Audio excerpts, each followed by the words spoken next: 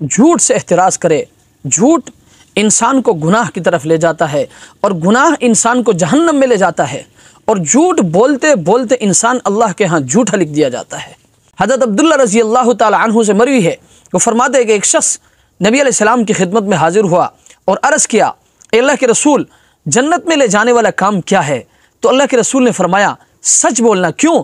اس لیے کہ جو انسان سچ بولتا ہے وہ نیکی کا کام کرتا ہے، اور جو نیکی کا کام کرتا ہے وہ ایمان سے بھرپور ہوتا ہے، اور جو ایمان سے بھرپور ہوتا ہے وہ جنت چلا جائے گا۔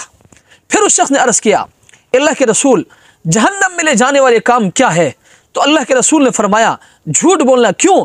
اس لیے کہ جو انسان جھوٹ بولتا ہے وہ گناہ کرتا ہے، اور جو گناہ کرتا ہے وہ کفر کرتا ہے، اور جو کفر کرتا ہے وہ جہنم میں جائے گا۔